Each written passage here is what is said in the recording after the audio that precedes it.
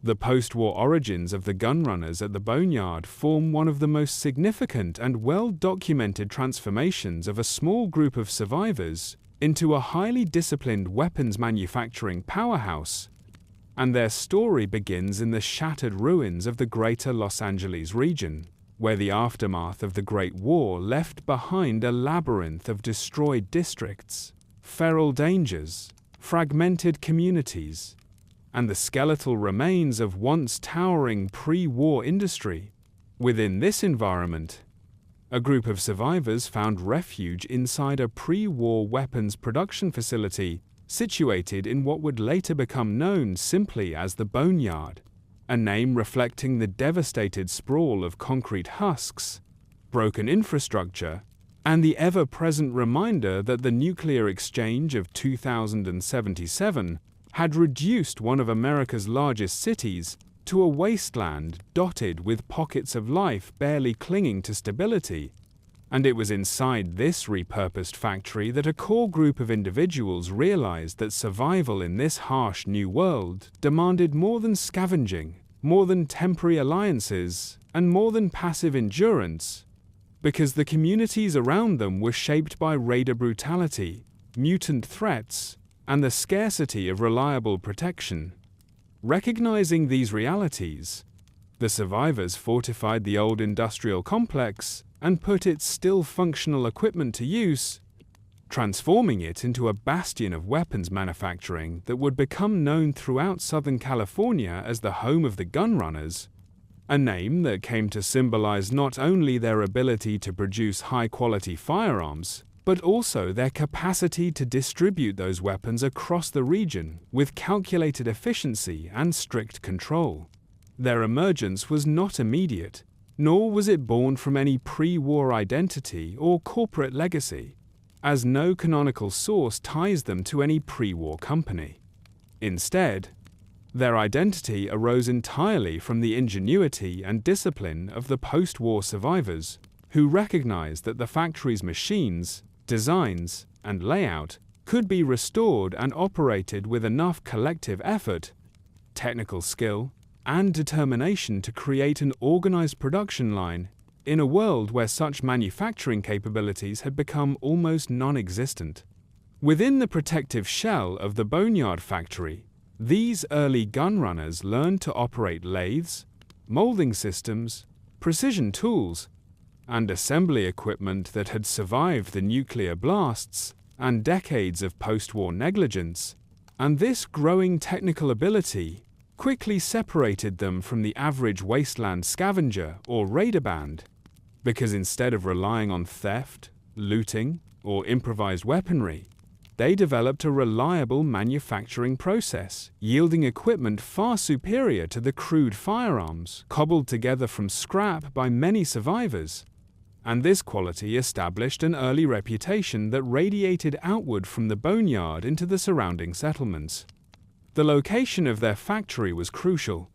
Positioned near the remains of the old city, it offered access to salvage, metals, spare parts, abandoned industrial complexes,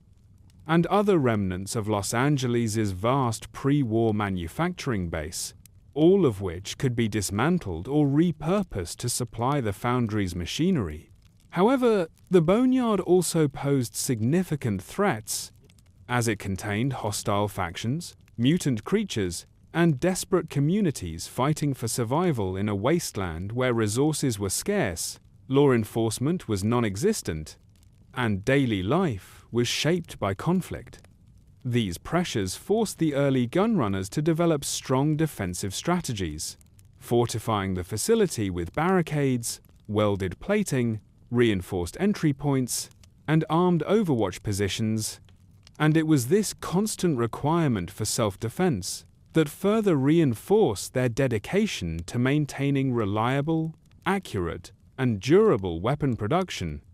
not only for trade but for the continued survival of the organization itself. By the time the Vault Dweller encountered the Boneyard during the events of the first Fallout, the gunrunners had already evolved into a cohesive, disciplined, and tightly organized faction whose structure revolved around protecting the foundry at all costs, controlling their trade network, and preserving the knowledge necessary to operate their machinery in a world where most industrial capabilities had been lost. Their fortified compound had become known throughout Southern California as one of the few safe and consistent sources of professionally manufactured firearms, and their engineers and craftsmen were respected not only for their technical abilities, but also for their commitment to quality control, a standard that set them apart from almost every other faction in the region. Their origins also reveal something broader about the nature of post-war survival in the Fallout universe. While many factions rose from charismatic leaders, ideological zeal, or military consolidation, the Gunrunners emerged from technical competence, cooperative effort, and the recognition that industrial knowledge was just as valuable as brute force in the ruined world. The decision of the early members to remain inside the factory rather than attempt to migrate elsewhere demonstrates a practical understanding of the wasteland's dangers. They recognized that the facility offered stability, protective architecture, and access to tools that could not easily be replicated elsewhere. And through rigorous organization, the survivors formed a community built not around scavenging but around production, a rare advantage in the early post-war decades. Over time, the Gunrunners refined their operations, training new recruits, safeguarding technical manuals, preserving surviving schematics, and developing their own production routines, all of which contributed to the group's long-term survival and growth. Their early decision to remain neutral in regional conflicts also proved essential, allowing them to sell weapons to various factions without directly involving themselves in territorial disputes or ideological battles. And this neutrality, grounded not in diplomacy but in practical self-preservation, allowed the group to remain focused on its core mission. Their survival in the early Boneyard environment also highlights the interplay between technology and power.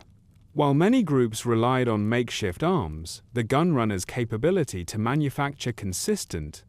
high-quality firearms gave them both leverage and protection, ensuring that raiders and other hostile groups were reluctant to attack an organization capable of outfitting itself with superior weaponry.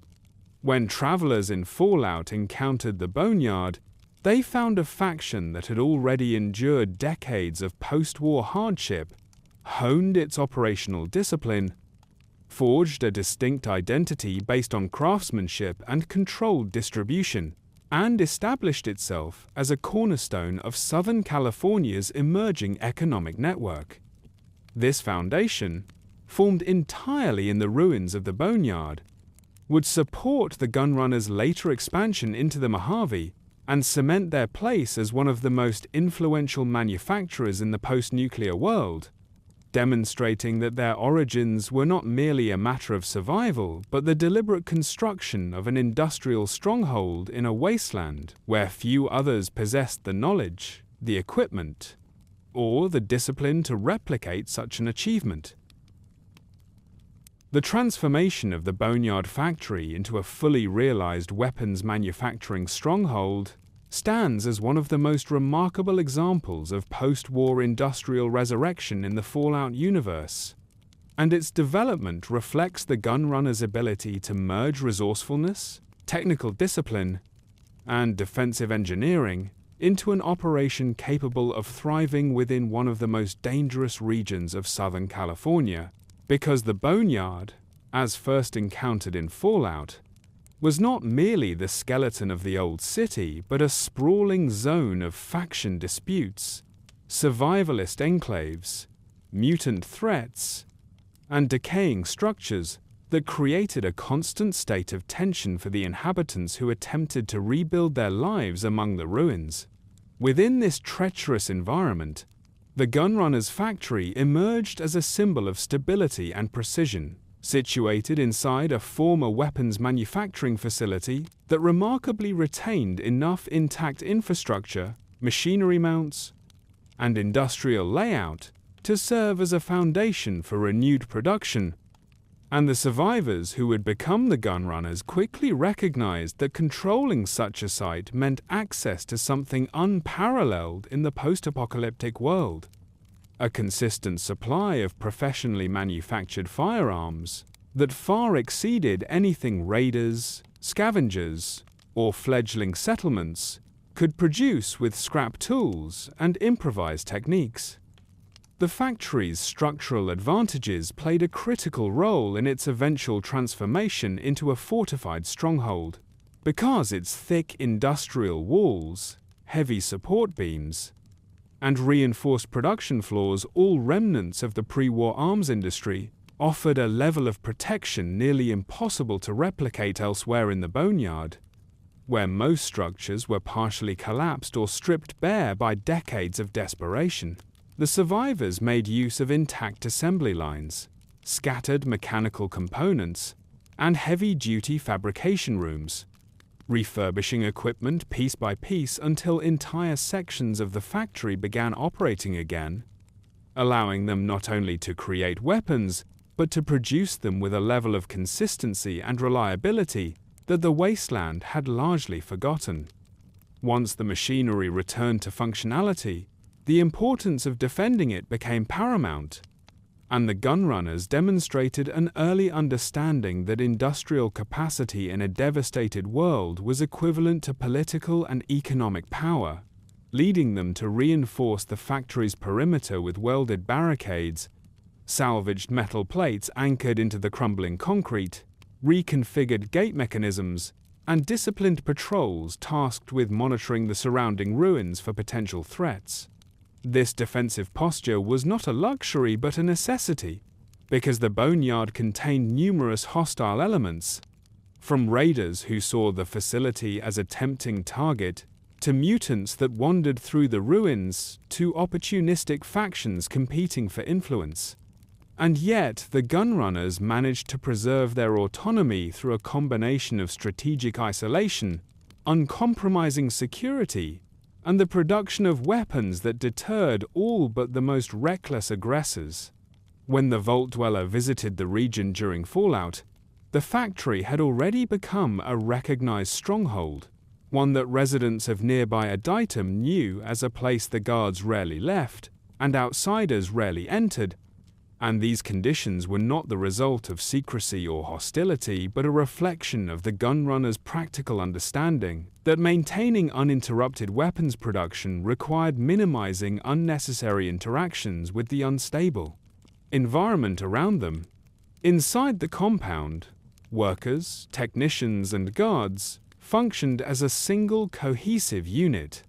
each aware that their survival and continued prosperity depended on maintaining the foundry's efficiency while protecting its operations from external interference.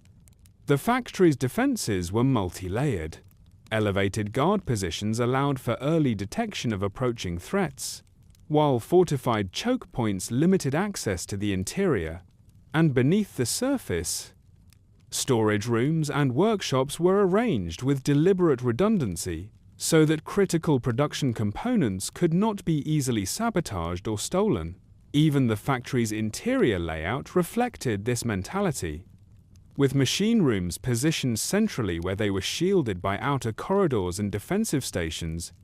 creating a labyrinthine structure designed to frustrate attackers and contain damage should any part of the facility be breached.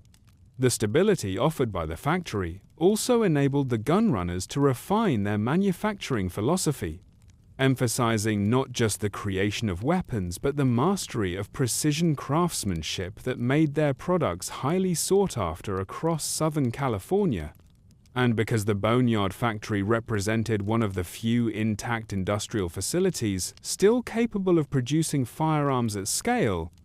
the gunrunners understood that every piece of machinery and every stored component was invaluable.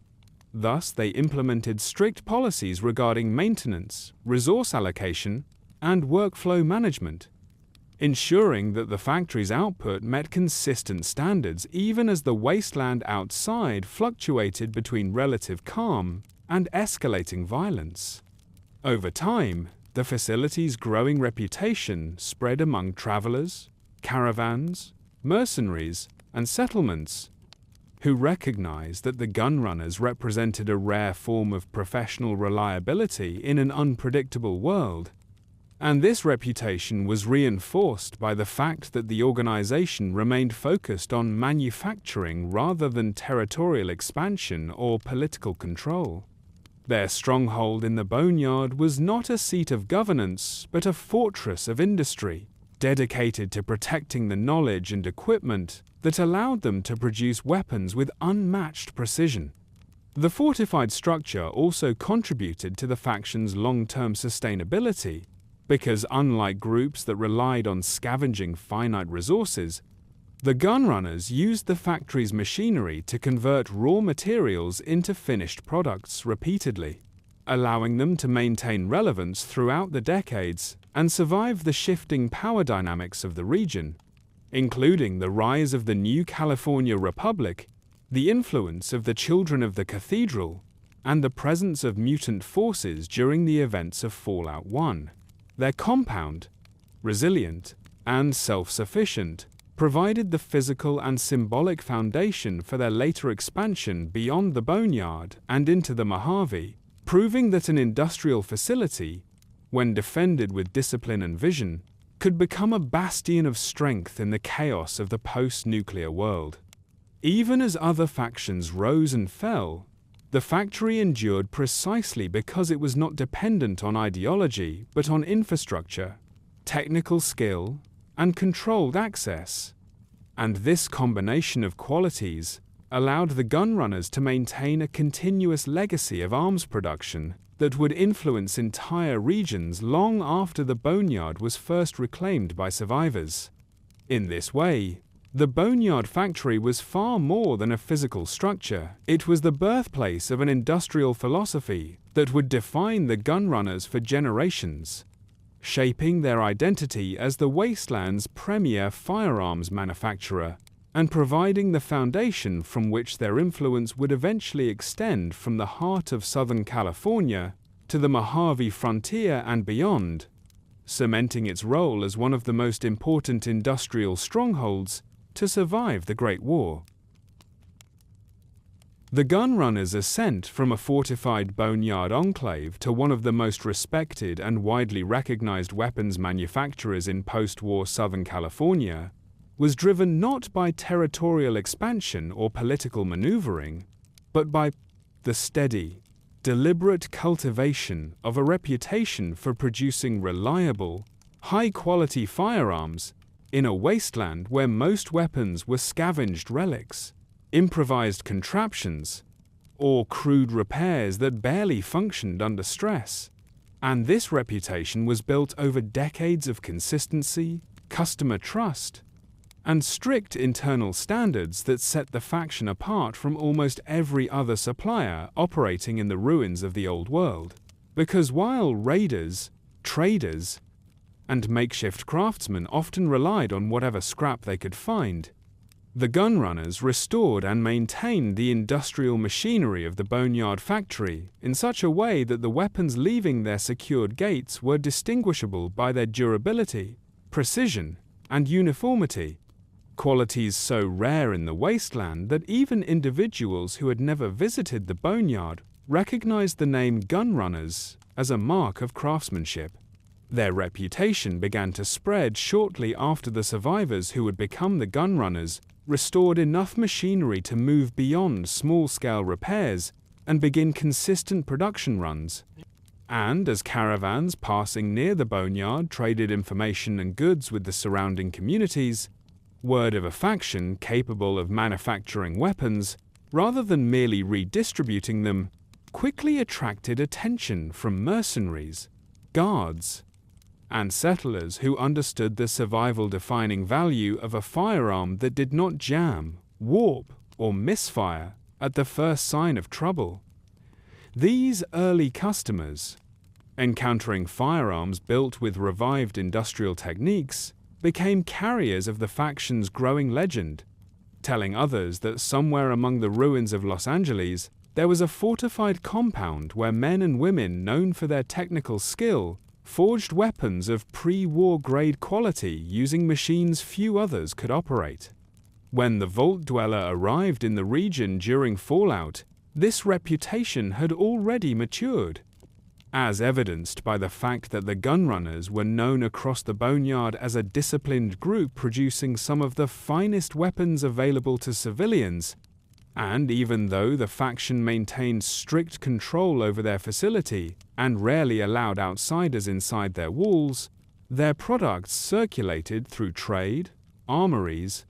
and intermediaries who purchased from them and distributed their wares to those who had never set foot near the factory. Their guarded approach to selling arms did not impede their reputation. Instead, it enhanced it, creating an aura of exclusivity around their merchandise and reinforcing the notion that they were not common traders, but specialized manufacturers whose work demanded respect, careful handling, and serious payment.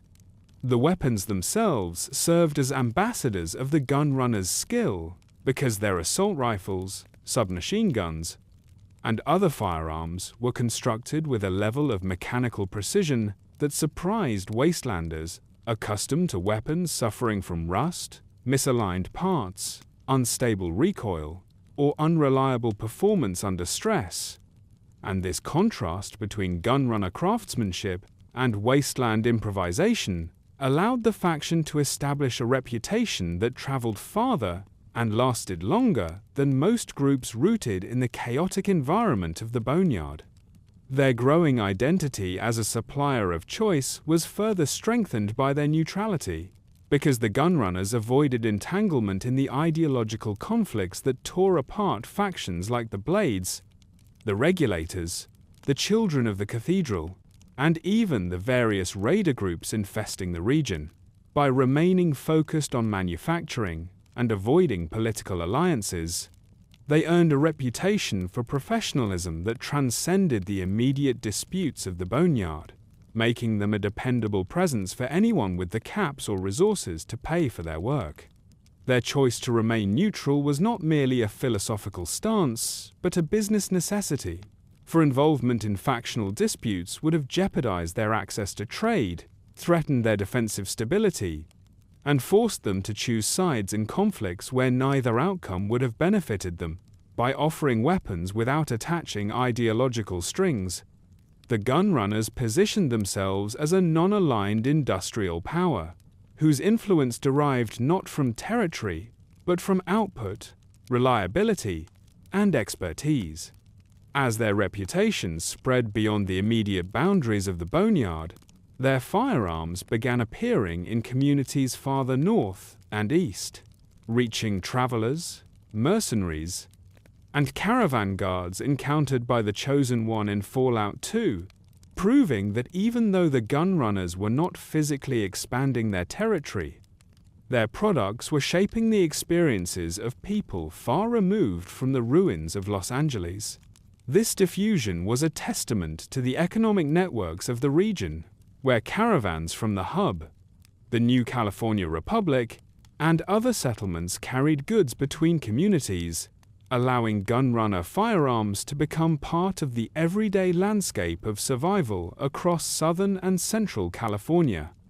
The gunrunner's reputation also benefited from the simple fact that few others had the capability to maintain industrial-grade production,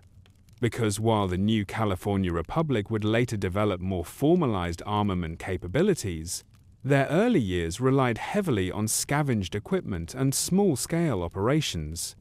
leaving the Gunrunners as one of the few groups able to provide consistent quality long before the NCR grew into a major power.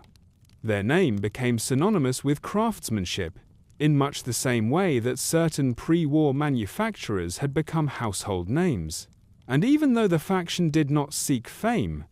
the scarcity of reliable weapons elevated their identity to near legendary status among those who relied on their products.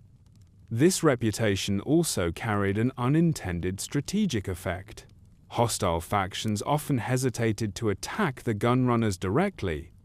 knowing that their ability to manufacture weapons internally meant that any assault on their stronghold could provoke a response from defenders armed with superior firepower, and the knowledge that the gun runners possessed both the means to arm themselves and the infrastructure to replace any lost weapons acted as a deterrent in a region where most groups operated on the edge of scarcity. The faction's gradual shift from a small survivor collective to a recognized manufacturer was therefore shaped by three intertwined components: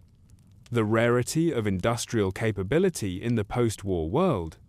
the discipline required to maintain a secure stronghold in the Boneyard, and the consistent quality of the weapons that flowed from the factory's restored machinery.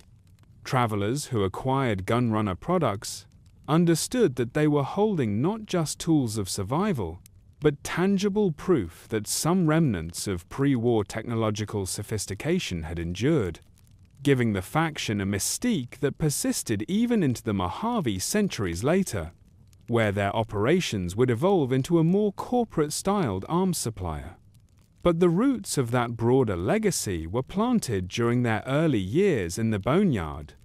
when the simple act of producing reliable weapons elevated them from mere survivors to an indispensable economic force whose reputation formed the backbone of their expansion and made their name one of the most enduring symbols of quality. In the post-nuclear world, through consistency, isolation, technical mastery, and relentless focus on production excellence, the gunrunners established themselves as the most trusted source of firearms in Southern California, proving that in a world plagued by scarcity, chaos, and violence, craftsmanship itself could become a foundation for influence more durable than walls, borders, or political power. The gunrunners' rise from a localized Boneyard manufacturer to a regional economic force depended not only on the quality of their weapons, but on the trade networks that carried their products beyond the fortified walls of their factory, networks that emerged organically as caravans from the hub, Aditum, and smaller settlements recognized the profitability of transporting arms produced with rare pre-war industrial precision, and these caravans, whether formally organized merchant companies or loose groups of guards and traders seeking opportunity, became the de facto distribution system through which gunrunner firearms reached communities far removed from the ruins of Los Angeles. As a result, their influence spread through commerce rather than political outreach, allowing the faction to remain strictly neutral while benefiting from the economic weight their products carried in the increasingly interconnected markets of Southern California. This network formed in the aftermath of the hub's establishment as a major trade center, when merchants traveling between Shady Sands, Junktown, the Boneyard, and the frontier learned that reliable firearms had immense barter value, and word of the gunrunners' manufacturing capabilities quickly transformed their wares into premium trade goods that could secure food, water, tools, fuel cells, and other materials vital to their continued operation. In turn, the gunrunners' dependence on these caravans for resources reinforced their desire to remain politically uninvolved, because hostility toward any major trade partner would risk cutting off supply lines that the faction could not replace independently. The hub's merchants quickly recognized that the gunrunners were not merely another supplier of salvaged equipment, but one of the few groups capable of stabilizing the region's access to modern weaponry. And over time, caravans began to incorporate regular routes from the hub to the Boneyard, routes often protected by guards wielding the very firearms they intended to purchase or sell, creating an economic feedback loop in which gunrunner weapons facilitated the safety of the trade system that carried them. The arrival of the Vault Dweller in 2161 coincided with this expansion of trade, and the gunrunner's reputation among caravan guards and merchants reflected a maturing economic structure in which their weapons served as both currency and commodity, allowing them to obtain parts, chemicals, and alloys needed to keep their factory operational, even as the region faced shifting political tensions and sporadic violence from raiders and hostile factions. In this way, the gunrunners became quietly indispensable to the stability of long-distance travel in Southern California.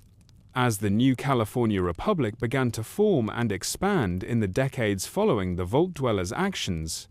their early reliance on caravan networks made the gunrunners one of the few manufacturers whose products entered NCR territories without being controlled or absorbed by the fledgling government, giving the faction access to a rapidly growing customer base that recognized the value of standardized firepower in an era when communities were transitioning from small settlements to organized states. The Chosen Ones' travels in 2241 provided further evidence of the gunrunners' economic reach, as their weapons appeared in the hands of guards, mercenaries, and citizens across NCR lands, indicating that the faction had successfully integrated into the broader system of trade without establishing outposts or political alliances, relying instead on third-party carriers who transported their products just as they carried Brahmin hides, foodstuffs, and mechanical scrap between communities. This passive expansion, achieved not by conquest but by commerce, distinguished the gunrunners from factions such as the Khans or the Brotherhood of Steel, whose influence depended on force or secrecy rather than economic presence, and it allowed the gunrunners to remain adaptable as the NCR grew more centralized, because their independence and lack of territorial ambition meant they posed no political threat while still providing a product the Republic needed for patrols, defense, and law enforcement. Even though the gunrunners had no formal trade fleet, no emissaries, and no interest in diplomacy, their economic footprint continued to widen. And by the time New Vegas-era records describe their operations, the faction had transitioned into a far more corporate structure, partly because their century-long integration into trade networks gave them an understanding, perhaps unconscious at first, of the value of consistent supply, reliable distribution, and mutual dependence with the merchant groups operating across the Mojave and NCR territories. Yet the foundations of this corporate identity were established long before Las Vegas re-emerged as a power center. During the decades when caravans moving between the Boneyard and the hub turned their weapons into one of the most profitable and sought-after goods in the region, the gunrunners' early economic influence therefore stemmed not from deliberate strategy, but from the natural consequences of producing a commodity that every settlement, militia, and caravan guard needed, and this influence strengthened their neutrality by making them economically important to almost every major faction in the Southwest, ensuring that attacking or antagonizing them would risk destabilizing the very trade networks that allowed communities to survive in the harsh post-war landscape. In this way, the gunrunners became one of the silent keystones of post-war commerce, shaping the economic and logistical infrastructure of early NCR territories, even without formal alliances, political representation, or territorial claims, proving that in a world defined by scarcity and conflict, reliable production and stable trade could create a sphere of influence as significant as any army or government. Through their integration into caravan routes, their reliance on external suppliers, and the ever-growing demand for their firearms, the gunrunners transformed from a localized Boneyard workshop into a regional economic force whose impact could be felt across hundreds of miles, laying the groundwork for the corporate-scale operations that would later define their presence in the Mojave. The expansion of the gunrunners' influence across Southern California was inseparable from the evolution of the region's trade routes, which formed the circulatory system through which settlements bartered, survived, and connected in the decades following the Great War. And it was within this constantly shifting web of caravan paths, merchant alliances, and guarded trade lines that the gunrunners' products traveled far beyond the walls of the Boneyard, transforming the group from a local manufacturer into a regional supplier whose weapons became recognizable throughout the territories that would eventually unify under the new California Republic. In the early post-war period, when the hub emerged as the first major center of organized commerce, its caravan companies, such as the Crimson Caravan, the Far-Go traders, and the water merchants, began creating reliable north-south and east-west routes that linked Shady Sands, Junktown, the Boneyard, Dayglow, and smaller communities scattered across the desert, and these caravans quickly realized that transporting professionally manufactured firearms produced inside a former pre-war weapons factory offered enormous barter and resale value in settlements where most weapons were either improvised, damaged, or salvaged from ancient military stockpiles. As a result, gunrunner weapons became one of the most sought-after categories of cargo moving through hub-controlled networks, allowing the faction to secure steady access to raw materials in exchange for supplying merchants with goods that could be traded at high profit across all of Southern California. The Boneyard's unique position as a densely populated region full of scavengers, manufacturers, small governments, and mercenary outfits meant that caravans traveling there routinely passed through dangerous territory filled with raiders, mutated wildlife, and increasingly bold super-mutant patrols, and this volatility created a mutually reinforcing dynamic in which caravans favored the gunrunners' weapons because they were durable and reliable, while the gunrunners favored caravans because they were necessary to move finished products out of the Boneyard and bring essential supplies back in. The result was a self-sustaining economic loop that helped stabilize merchant life in a region otherwise defined by fragmentation and constant danger. As the Vault Dweller traveled through Southern California in 2161, the distribution of high-quality firearms among caravan guards and independent mercenaries reflected the presence of gunrunner products throughout the region, and the design consistency of common firearms indicated that manufactured weapons, rather than purely scavenged ones, were becoming a normal part of wasteland life. This diffusion was not organized by the gunrunners themselves, who maintained a strict neutral posture and rarely left their factory, but by the trading companies who recognized that introducing standardized firearms into settlements increased demand and allowed merchants to manipulate prices along their routes. The network expanded further following the defeat of the Master and the stabilization of the region as Shady Sands grew into the hub of the new California Republic, and as the NCR formalized trade and taxation, caravans gained greater protection and wider operational ranges, reaching Klamath, Redding, Vault City, and other northern settlements by 2241. Which meant that gunrunner weapons produced in the Boneyard could now find their way hundreds of miles from their source without the faction ever sending a representative. This passive expansion was documented indirectly through the presence of standardized weapons in the hands of guards, mercenaries, and NCR patrols throughout Fallout 2's setting, showing that the gunrunners' influence had grown organically alongside the development of the NCR economy. Although the gunrunners did not establish official branches in these northern territories during this period, the merchant culture of the NCR made their weapons a common sight, because caravans operating across multiple states relied on them for protection, and because the reputation of the gunrunners as reliable manufacturers made their products easier to trade, ensuring that even far-flung communities recognized the value of a firearm crafted in the Boneyard's old factory. Meanwhile, new southern routes linking the Boneyard to the Mojave frontier and the settlements around Searchlight, Nipton, and the Colorado River began to form unofficially as scavengers and traders pushed east,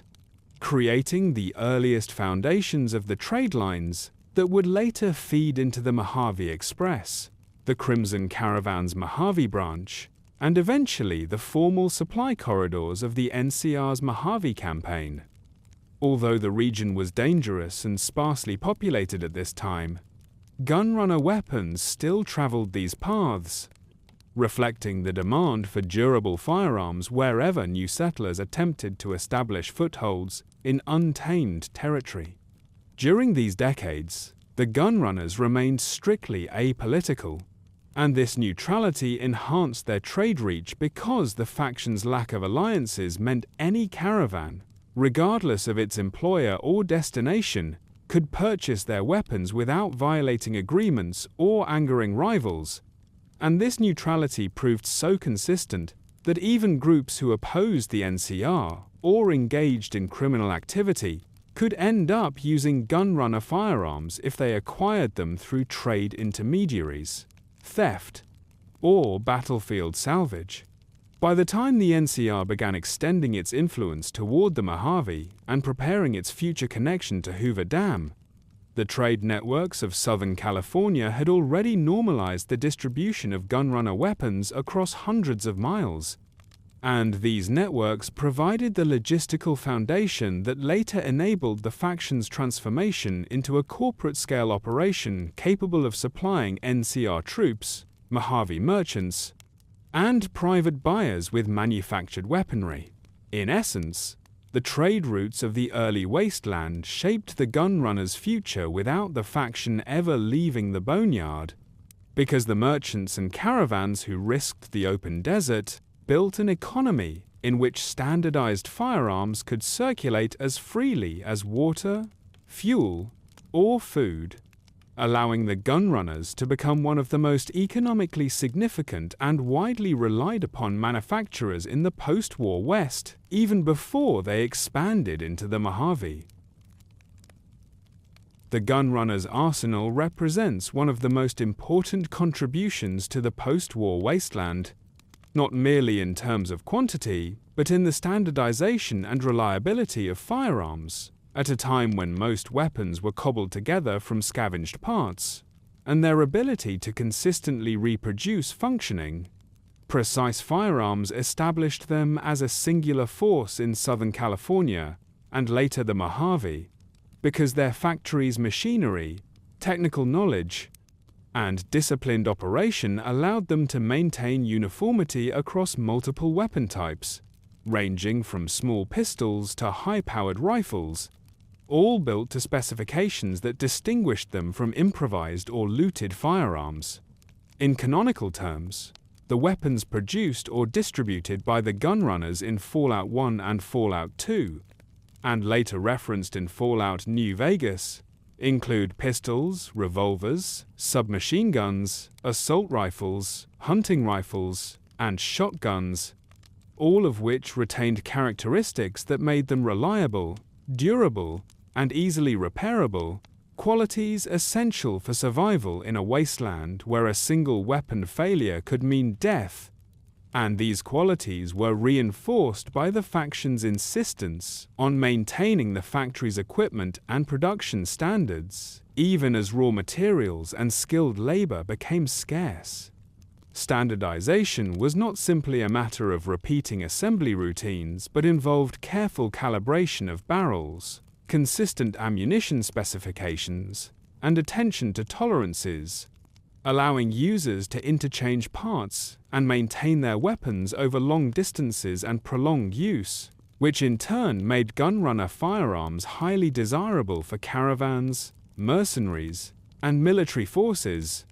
including early NCR troops, who relied on dependable equipment in campaigns stretching from Shady Sands to Junktown and beyond.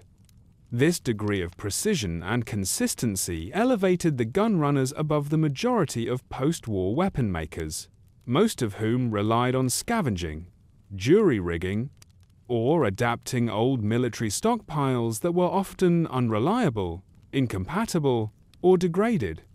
The faction's commitment to standardization extended to both production methods and quality control, with rigorous testing procedures applied to every firearm that left the Boneyard compound,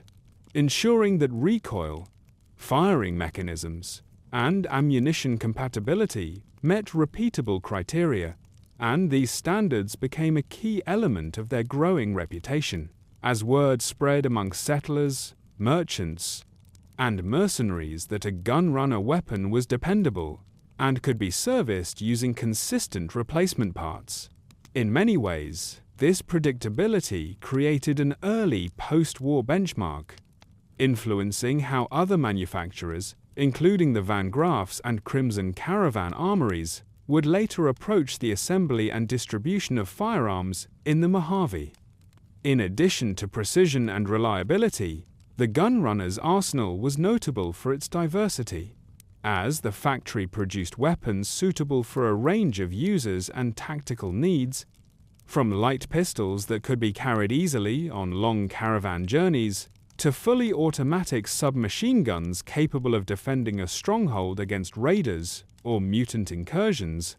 while also maintaining heavier weapons like hunting rifles and early assault rifles for military-grade applications. This breadth of capability allowed the gunrunners to supply a wide variety of customers without compromising quality, further solidifying their position as a central hub of post-war armament. Canon sources, particularly dialogue in Fallout, New Vegas, confirm that the gunrunners became known for producing firearms that were both high-end and standardized, emphasizing that these weapons were manufactured to specifications rather than improvised or unreliable, and that this focus allowed them to maintain commercial dominance even in the presence of rivals who controlled trade in other areas or specialized in rare or exotic firearms. The standardization extended not only to the physical weapons, but to ammunition compatibility, repair parts, and the interfaces between weapons and accessories, which simplified maintenance for traveling caravans, settlement guards, and even independent mercenaries who relied on firearms in environments where repair shops were scarce. Replacement parts were difficult to acquire, and weapons often saw constant use under extreme conditions. By ensuring that parts were interchangeable and that weapons could be serviced consistently,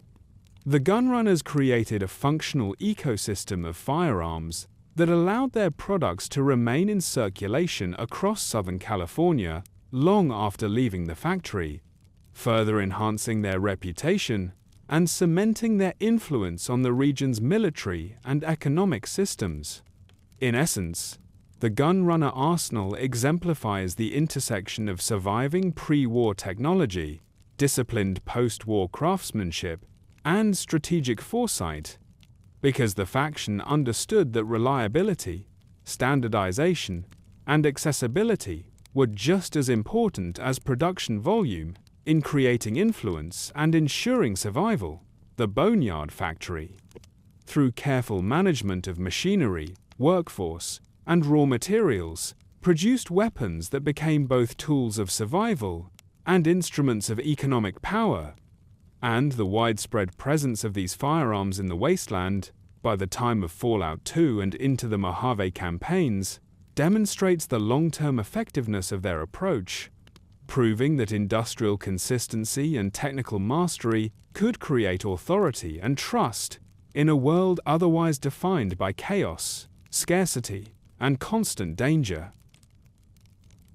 The gunrunners' interactions with the new California Republic represent one of the earliest examples of the faction engaging indirectly with emerging state powers, not through political allegiance, but through the practical, mutually beneficial arrangement of providing standardized, reliable firearms to the NCR military and affiliated militias. And these dealings, while largely transactional, illustrate the strategic position the gunrunners held in post-war Southern California as both a neutral industrial power and a critical supplier in an environment where dependable weaponry was a rare commodity. Canonically, Fallout New Vegas dialogue and terminal entries confirm that by the early 2280 seconds, the NCR recognized the importance of sourcing quality firearms for its expanding army. And while the gunrunners maintained autonomy over their production and distribution, the NCR's presence in Southern California, including its territorial consolidation around Shady Sands, Hub, and beyond, created a natural client base for the faction, as military units required weapons that could be relied upon for patrols, training, and defense against raiders, mutants, and other hostile elements without the inconsistencies commonly found in scavenged or improvised arms. The relationship was characterized by careful balance. The gunrunners, operating primarily out of the Boneyard and later expanding into the Mojave, never formally aligned with the NCR.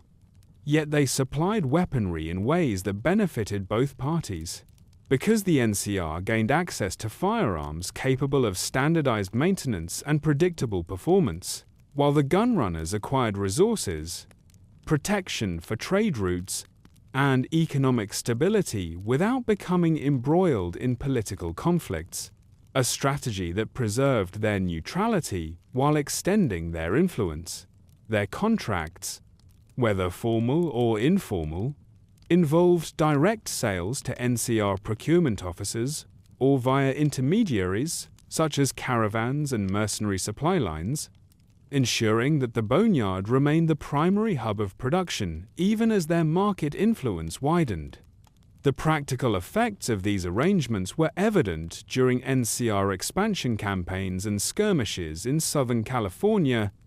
as soldiers equipped with gunrunner-manufactured weapons enjoyed superior reliability in the field compared to units relying on scavenged firearms. And commanders increasingly came to recognize that integrating the faction's arsenal into standard supply channels enhanced operational efficiency while reducing maintenance challenges, a lesson that would later inform NCR logistical planning in the Mojave. By establishing this reputation, the gunrunners effectively became the de facto arms providers for one of the most organized post-war governments, without ever subordinating themselves to NCR command. Canon sources from Fallout New Vegas further corroborate that the NCR respected the gunrunners' autonomy and contractual independence, acknowledging that the faction operated on a business-first principle rather than political ideology, and this allowed the gunrunners to supply weapons to other buyers, including independent settlements, caravans, and mercenary groups, without jeopardizing their relationship with the Republic, creating a diversified customer base that strengthened their economic and strategic position. The transactional nature of this relationship also emphasized the importance of standardization and quality control, because the NCR required weapons that could be easily repaired, maintained, and issued in bulk, and the gunrunners' strict adherence to manufacturing standards and controlled distribution ensured that these requirements were met. As a result, the faction's influence expanded indirectly, shaping the NCR's understanding of reliable armament while simultaneously securing a dependable market for their products, proving that industrial neutrality combined with technical mastery could yield both power and stability in the post-war environment. Over time, these dealings became a model for how independent industrial factions could coexist with rising governments in the wasteland, as the gunrunners demonstrated that supplying essential goods in a reliable and consistent manner could create long-term influence without necessitating territorial control, militarization, or ideological alignment, and by the time the Mojave became a contested region in 2281, the NCR's procurement of gunrunner weaponry had already established logistical precedents and commercial patterns that would facilitate the faction's later expansion into the Mojave, reinforcing their reputation as the preeminent supplier of standardized, high-quality firearms in the post-nuclear West, a reputation grounded entirely in canon events, dialogue,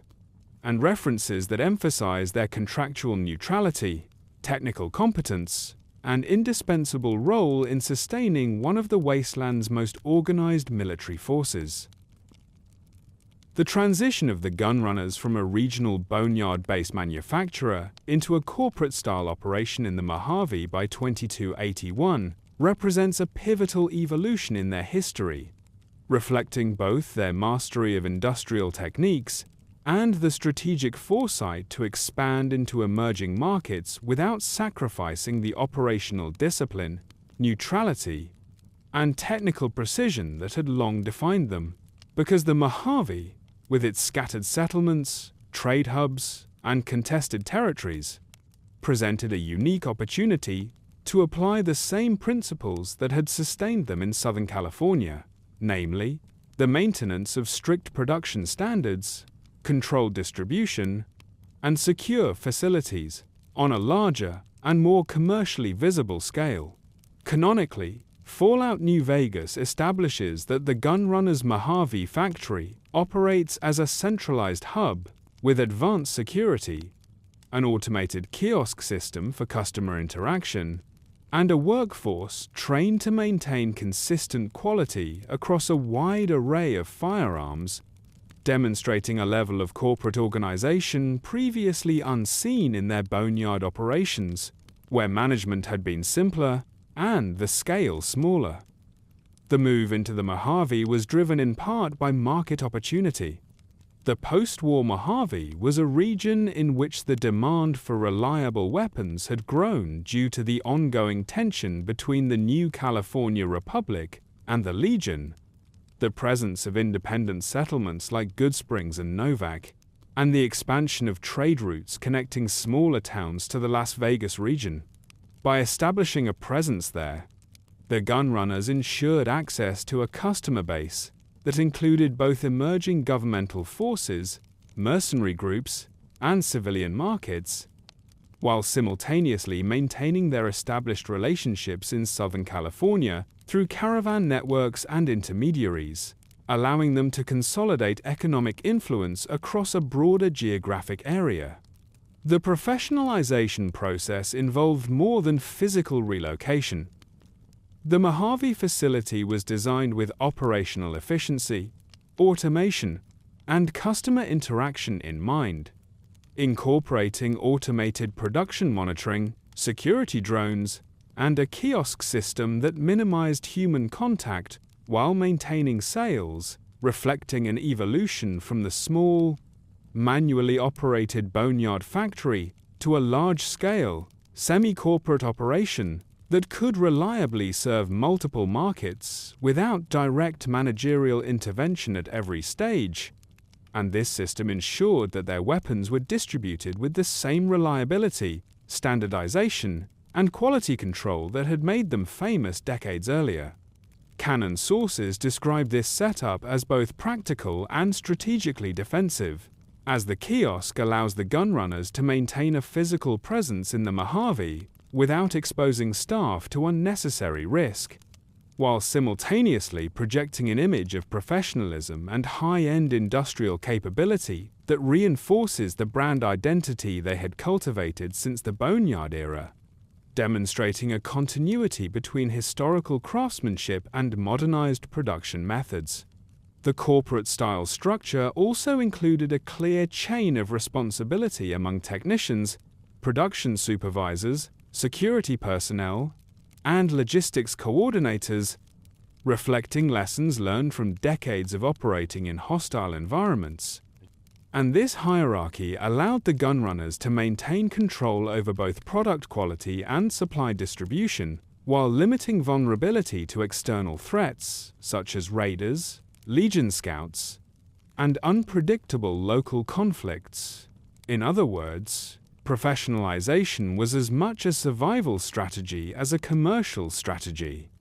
integrating the faction's historical strengths with innovations necessary for operating in a new, contested region. The Mojave expansion further allowed the gunrunners to engage in indirect strategic influence by supplying standardized weapons to local merchants, NCR units, and independent operators. They shaped regional power dynamics without direct intervention, ensuring that their industrial presence had consequences far beyond mere commerce. And this influence was entirely consistent with canon events described in Fallout New Vegas, which depict the Mojave as a complex environment where high-quality firearms play a critical role in both military and civilian survival. By 2281, the Gunrunners' operations in the Mojave had achieved a level of sophistication and scale that made them both a dominant commercial entity and a symbol of industrial resilience in a post-apocalyptic world, proving that their evolution from the Boneyard survivors to a corporate-style manufacturer was not a matter of opportunistic expansion, but the logical outcome of decades of disciplined production, controlled trade,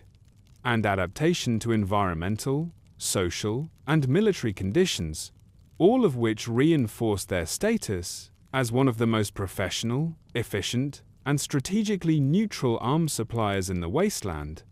a status fully recognized in canonical sources and integral to understanding the broader structure of weapon availability and industrial power in the Mojave region.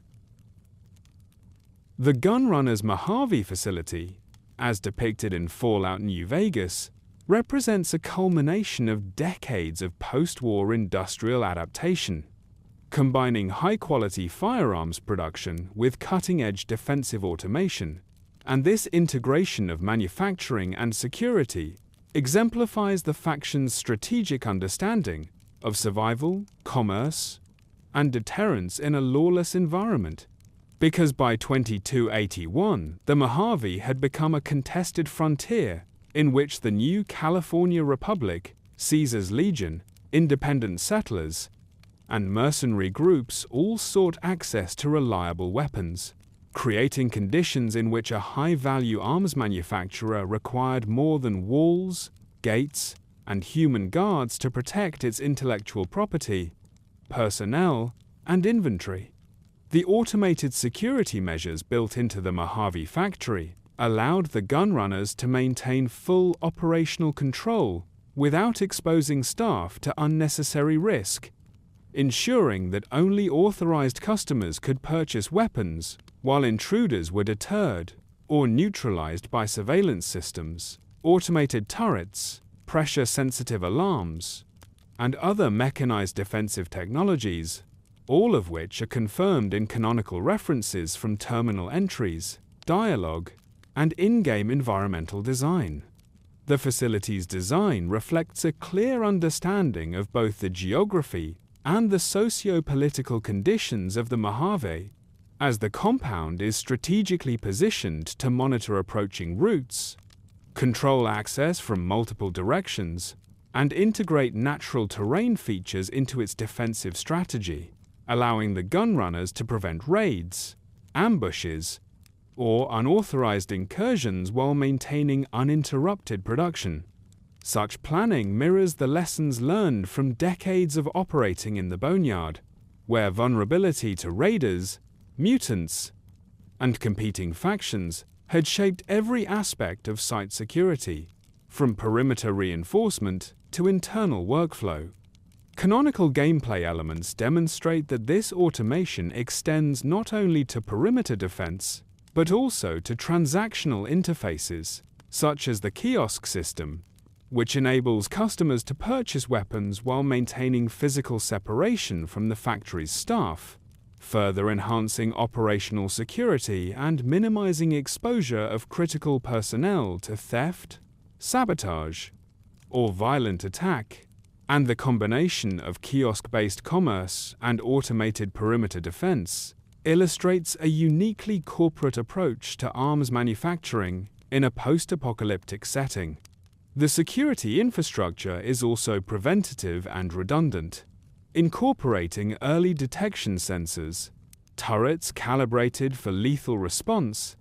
and internal alarms connected to both mechanical deterrence and staff response teams, thereby creating multiple layers of protection that guarantee the safety of both the product and the people maintaining the facility.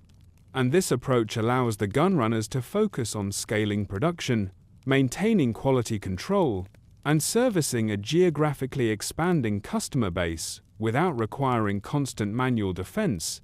a methodology that distinguishes them from other Mojave arms dealers who rely solely on hired muscle, fortifications, or intimidation.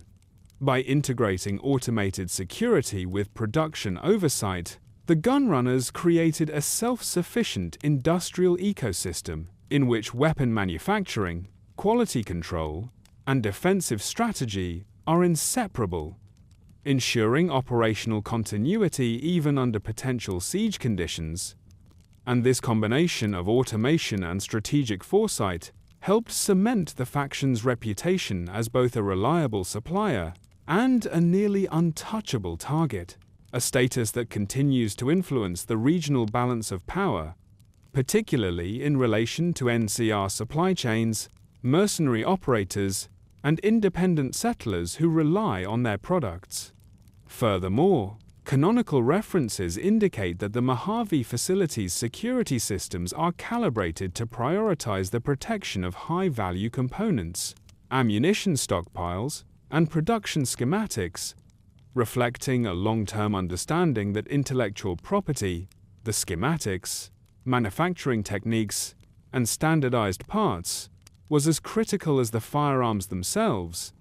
and the automated enforcement of these protective measures allows the gunrunners to maintain control over their designs, prevent unauthorized replication, and ensure that the reputation for standardized, high-quality weapons remains intact across an increasingly competitive post-war market. In summary, the Mojave factory exemplifies the evolution of the gunrunners from a survivalist post-war collective into a semi-corporate, technologically sophisticated arms manufacturer, combining decades of practical knowledge, operational discipline, and innovative security automation to protect both people and production, creating a fortified industrial hub whose influence and survivability are unmatched in the region, and fully reflecting canon references from Fallout New Vegas that depict the faction's compound as a model of efficiency, defense, and industrial foresight in the post-nuclear Mojave. The Gunrunner's kiosk system, as established in Fallout New Vegas, represents a deliberate evolution in their business model, designed to maximize security, efficiency, and operational control, while minimizing the exposure of staff and critical industrial assets to potential threats. And this approach reflects decades of strategic learning from their Boneyard origins and subsequent Mojave expansion, where the threat environment included raiders, hostile factions, mercenaries, and opportunistic scavengers, any of whom could have disrupted production or stolen valuable firearms if the purchasing process were handled face-to-face. By centralizing transactions at unmanned kiosks situated outside the fortified manufacturing facility, the gunrunners created a controlled interface between customers and inventory,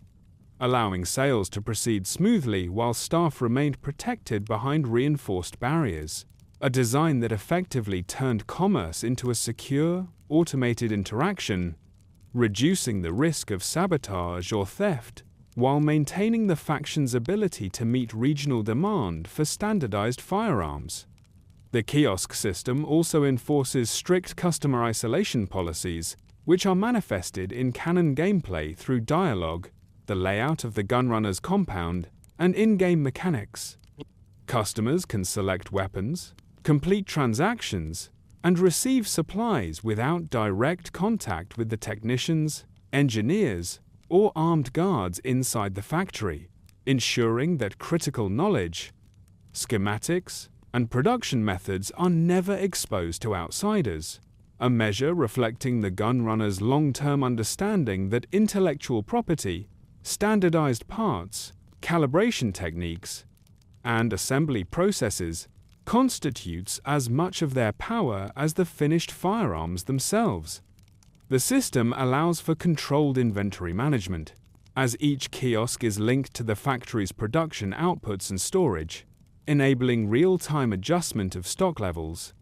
limiting access to high-value items, and ensuring that unauthorized removal of weapons is effectively impossible.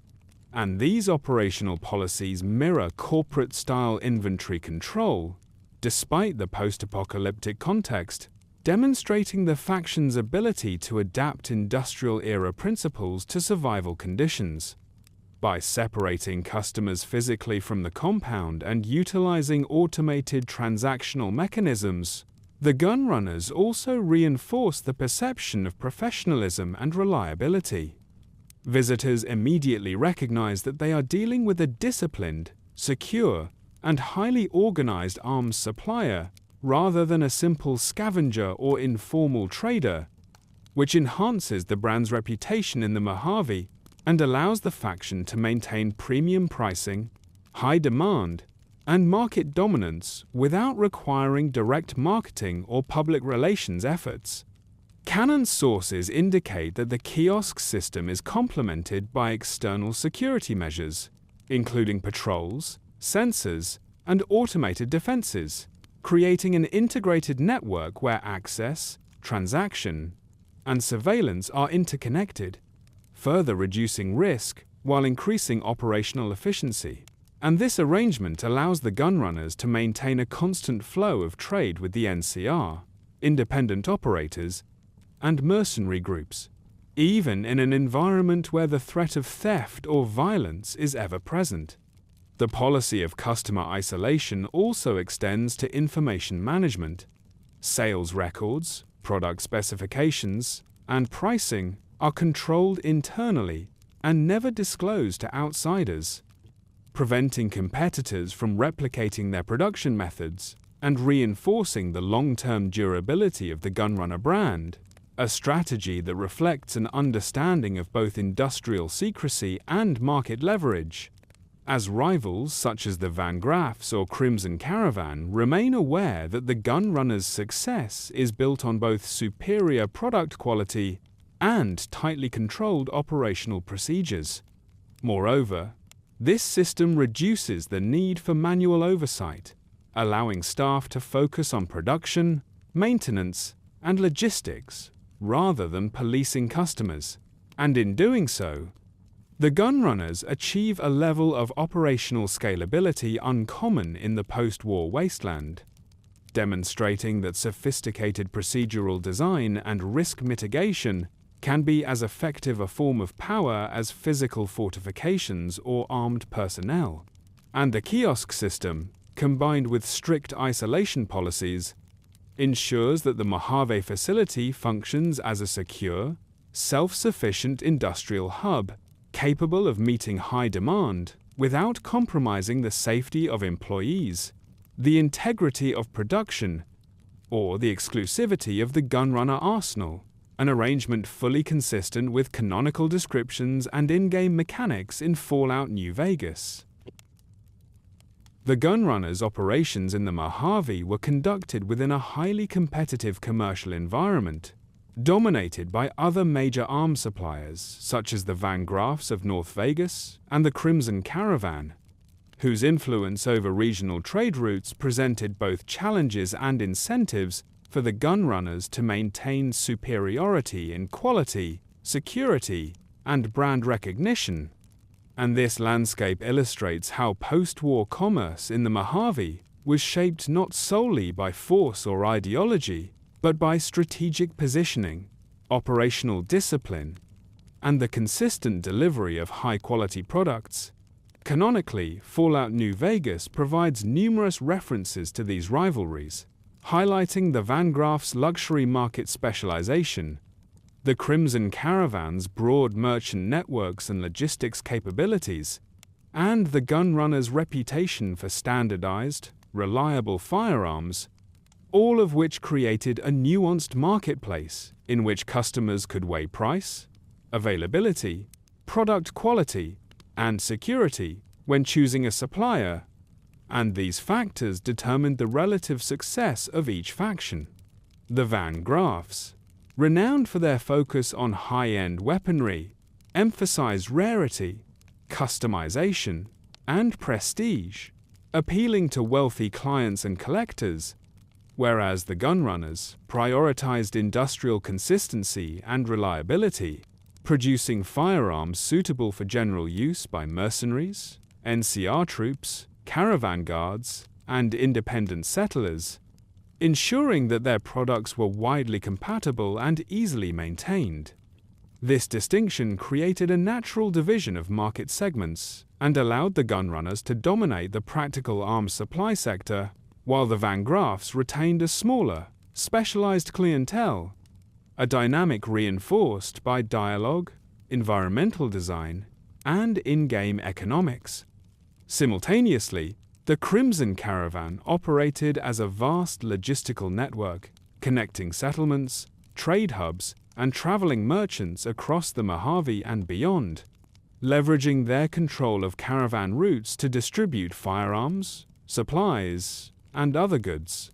But despite their extensive reach, they lacked the same focus on manufacturing precision as the gunrunners,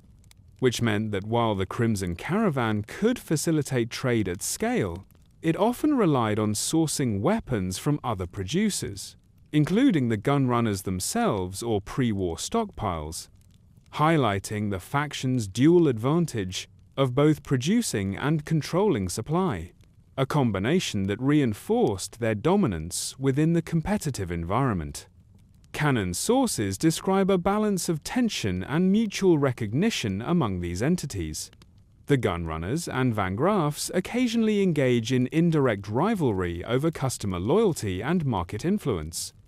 whereas the Crimson Caravan functions as both a potential competitor and a distributor, meaning that the gunrunners must navigate relationships with other merchant groups carefully, maintaining neutrality,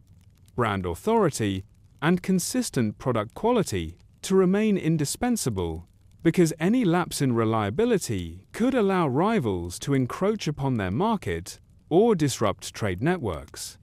This competitive landscape also forced the gunrunners to innovate continually, not only in terms of weapons production and quality control, but in distribution methods, security, and customer interaction, which is evident in the Mojave kiosk system, automated defenses, and standardized production processes, all of which enhance their ability to operate independently of human intermediaries while maintaining superior service levels,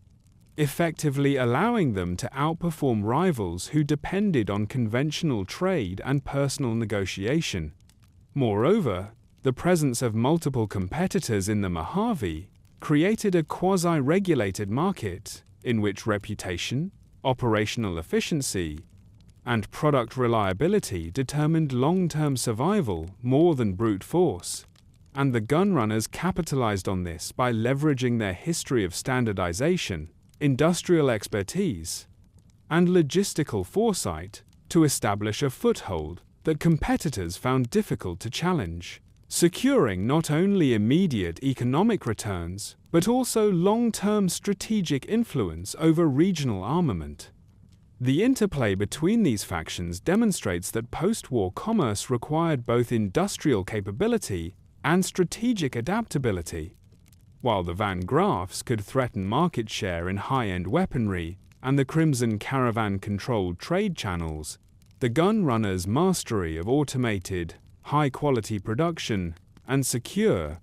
semi-corporate operational structure ensured that they retained dominance over the essential, day-to-day arms market, reinforcing their role as a central and stabilizing force in Mojave weapon availability, a reality confirmed repeatedly through canon dialogue, environmental storytelling, and trade interactions presented in Fallout New Vegas. In this way, the gunrunners' competitive strategy reflects both historical experience and adaptation to a new environment. Their decades of survival, industrial knowledge,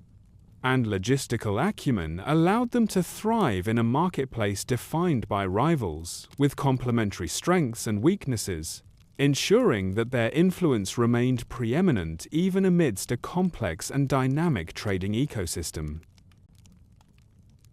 The gunrunners occupied a unique and strategically advantageous position during the escalating tensions between the new California Republic and Caesar's Legion in the Mojave, as evidenced in canonical references from Fallout. New Vegas, where their manufacturing and distribution capabilities allowed them to serve multiple clients, maintain operational neutrality, and influence the balance of regional power without direct involvement in political or military conflicts. And this position was the result of decades of deliberate business practices, geographic awareness, and security planning, beginning with their disciplined operations in the Boneyard and extending to the fully fortified Mojave compound with automated defenses and the kiosk system, which together enabled them to produce and sell firearms to buyers ranging from NCR patrols to independent mercenaries, while remaining insulated from hostile incursions by Legion scouts, raiders, or opportunistic competitors. The faction's location, production capacity, and reputation for high-quality, standardized weapons made them a critical factor in the strategic calculations of both major powers. The NCR relied indirectly on gunrunner firearms to equip soldiers, maintain patrols, and supply settlements, while the Legion, aware of the faction's neutrality and technical capacity, could not afford to ignore their influence, knowing that disruption of the gunrunners' operations would alter the availability of weapons across the Mojave and potentially shift tactical advantages to either side, highlighting the intrinsic value of industrial power in a post-apocalyptic war economy. Canon dialogue emphasizes that the gunrunners carefully managed this balance, supplying clients without committing to alliances or political engagement, ensuring that no faction could coerce them into partiality, which in turn allowed them to operate profitably and sustainably even as regional conflict intensified, because both sides recognized that maintaining access to the faction's arsenal was essential for sustaining operational readiness, morale, and control over contested territories, and any overt aggression against the gunrunners would risk alienating trade partners and creating logistical vulnerabilities. Their strategic position was further reinforced by their security infrastructure, including perimeter defenses, automated surveillance, and controlled access points, which guaranteed that even in a tense military environment, production could continue uninterrupted and that weapons could be distributed selectively according to established policies without endangering personnel or compromising the factory, a capability that set the gunrunners apart from smaller arms suppliers who often succumbed to raider attacks, Legion raids, or NCR requisitions. The neutrality and professionalism cultivated over decades allowed the gunrunners to act as an unseen but pivotal player in the NCR Legion conflict. While they never engaged directly in combat or took sides politically, their presence and continued production effectively shaped the battlefield by determining the availability, quality, and reliability of firearms for soldiers, mercenaries, and militia forces on both sides,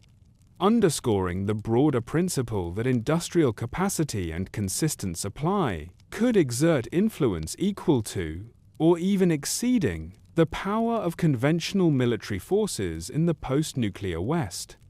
Additionally, their Mojave operations demonstrated that economic and technological strength could serve as a form of strategic leverage. By controlling the production of weapons critical to regional security, the gunrunners could ensure that both NCR and Legion actors weighed the consequences of any attempt to coerce or attack them, further solidifying their position as a neutral but indispensable force in the regional balance of power, a dynamic fully documented in Fallout New Vegas canon and integral to understanding the intersection of commerce, industry, and warfare in the Mojave's contested landscape. In essence, the gunrunners exemplified the role of industrial actors in a post-apocalyptic conflict,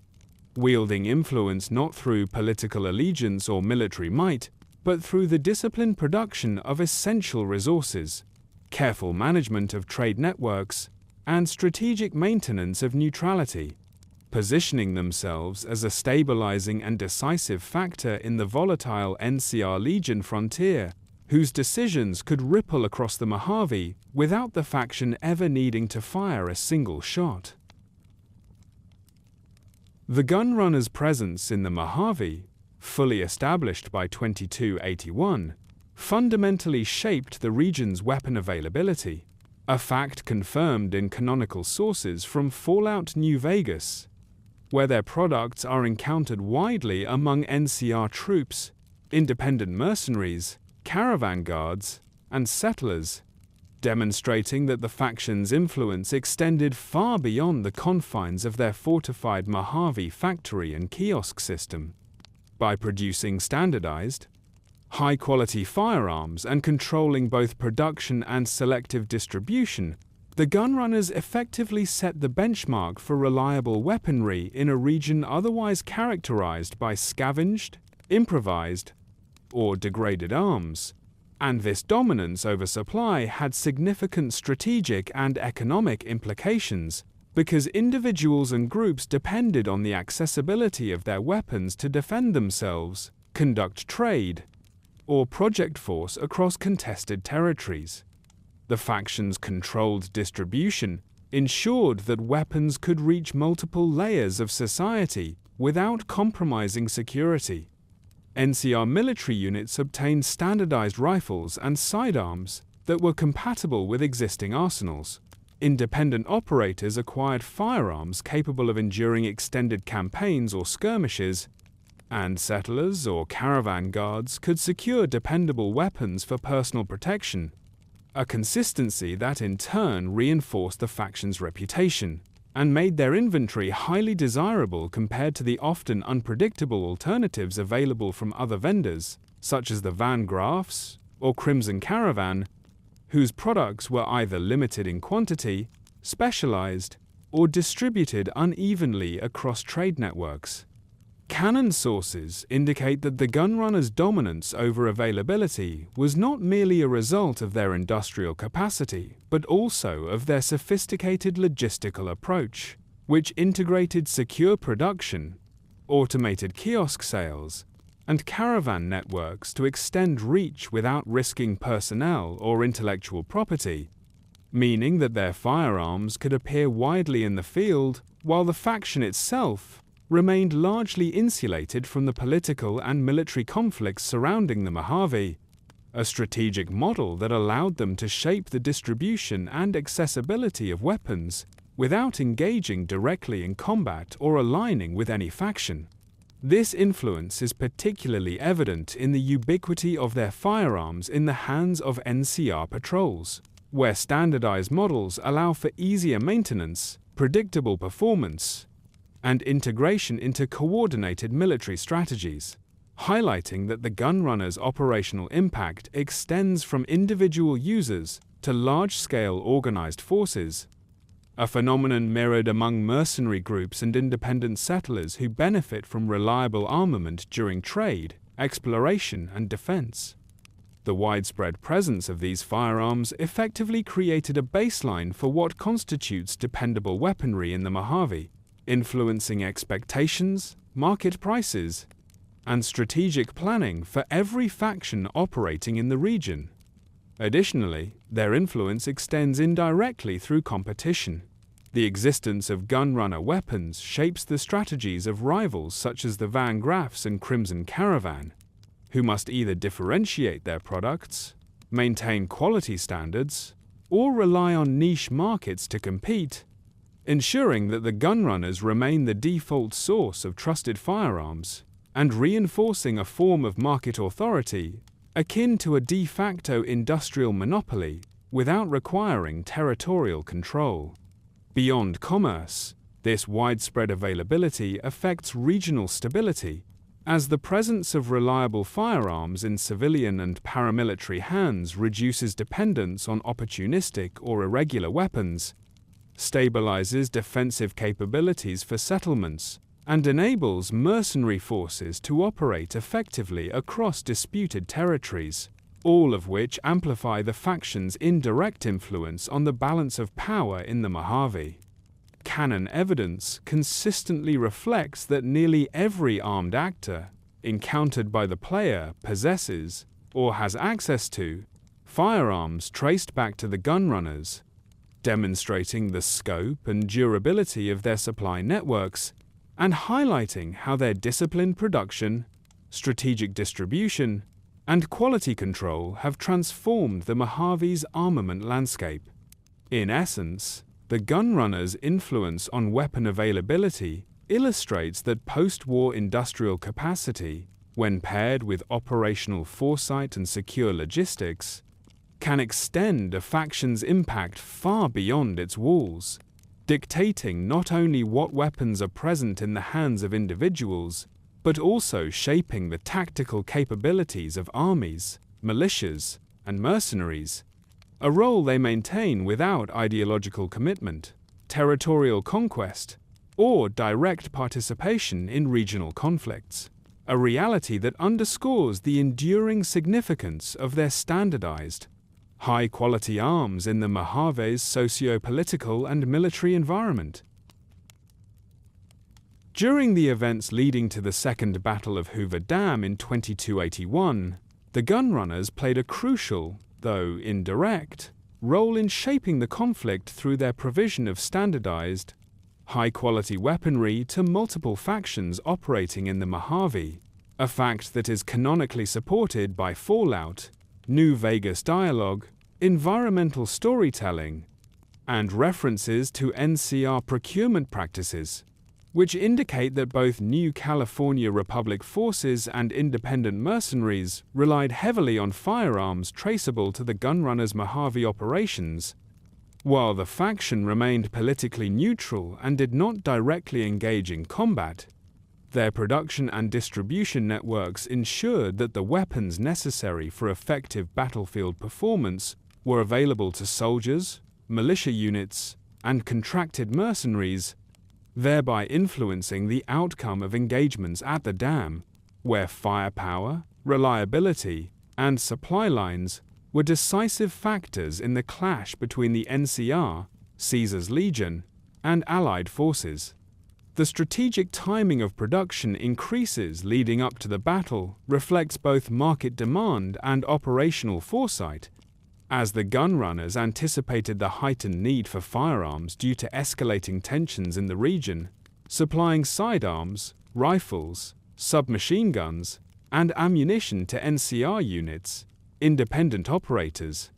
and logistical intermediaries, while maintaining strict security protocols to prevent theft, sabotage, or co-option by hostile forces, including the Legion. This capacity to scale production without compromising quality demonstrates the faction's unique combination of industrial discipline and strategic neutrality, which allowed them to capitalize on high-demand periods without aligning with any faction, a principle consistently reinforced through in-game lore and terminal entries. Canonical evidence suggests that the gunrunners' influence extended beyond immediate supply. The widespread presence of their firearms among frontline units enhanced operational efficiency, reduced equipment failure rates, and enabled coordinated tactics among NCR soldiers and Allied mercenaries, highlighting how industrial capacity can directly impact battlefield dynamics even when the producer itself refrains from participation,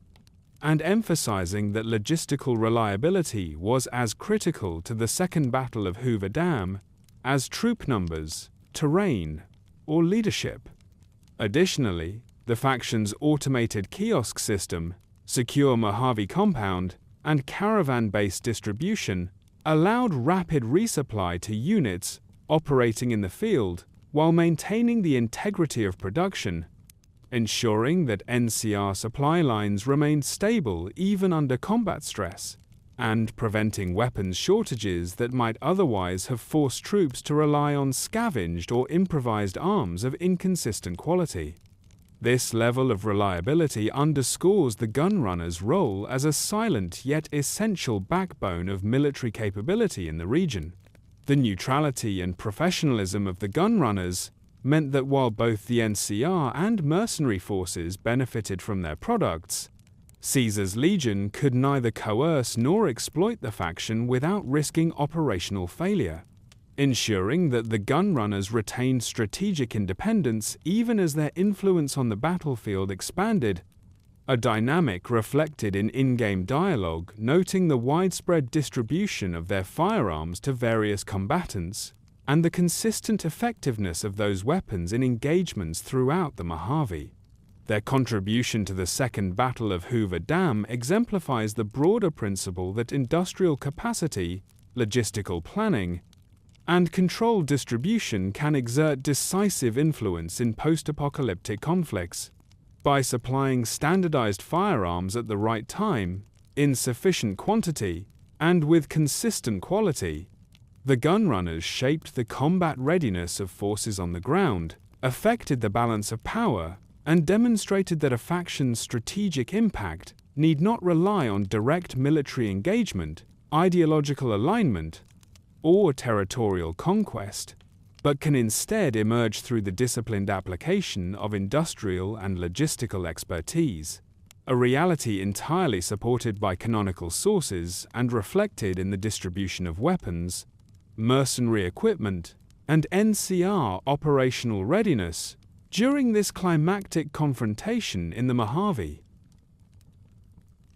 The legacy of the gunrunners is defined by their enduring influence on post-war armament, industrial practice, and regional commerce, a dominance rooted in decades of disciplined production,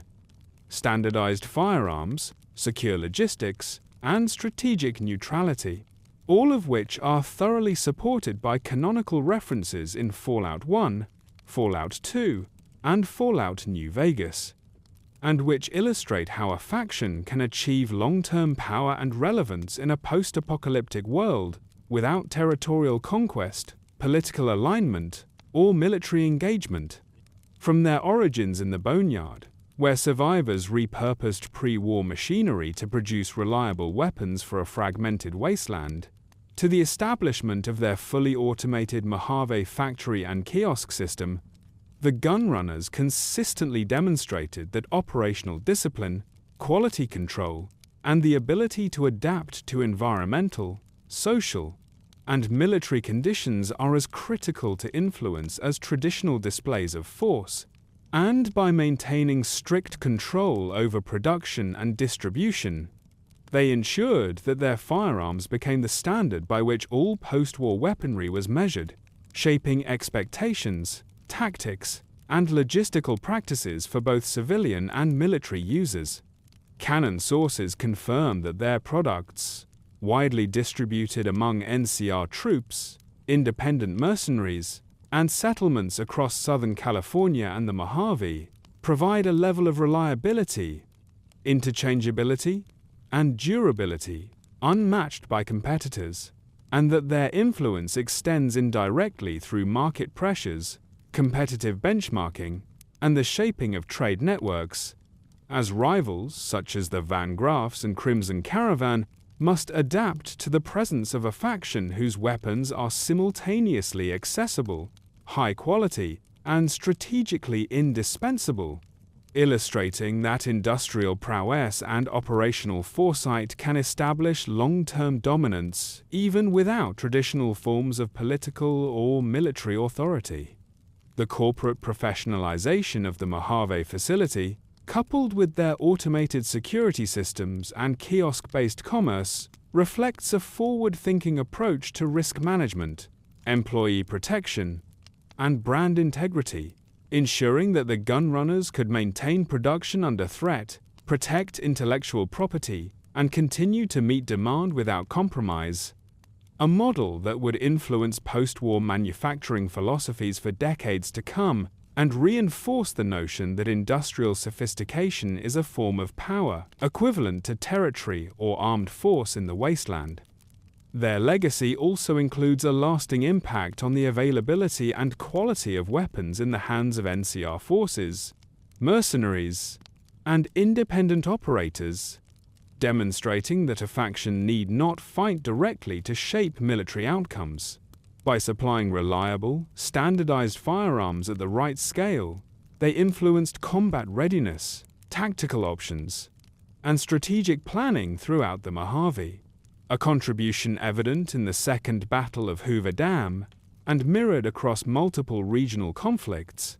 while simultaneously maintaining strict neutrality that allowed them to operate without interference from competing powers, raiders, or hostile factions, reinforcing their reputation as a dependable and indispensable arms supplier. Additionally, the gunrunners sustained control over trade, reputation, and product quality, ensured that even as the Mojave evolved politically, economically, and militarily, the faction remained a central pillar of regional stability, shaping both civilian defense and professional military operations. And their example demonstrates that strategic influence in a post-apocalyptic environment is rooted not in conquest or ideology, but in mastery of production, logistical foresight, operational security, and the disciplined creation of a standardized, high-quality product, all of which allowed the gunrunners to achieve a position of preeminent importance that endures in canon as the benchmark for arms manufacturing, distribution, and industrial professionalism in the post-war West. In sum, the gunrunners' legacy, fully documented across Fallout canon, reflects a model of sustainable influence, strategic neutrality, and industrial excellence, proving that in a world defined by scarcity, danger, and competition, disciplined production, secure operations, and quality control can create a sphere of power and respect that outlasts empires, survives decades of conflict, and ensures that the faction's name remains synonymous with reliability, authority, and dominance in post-war weaponry.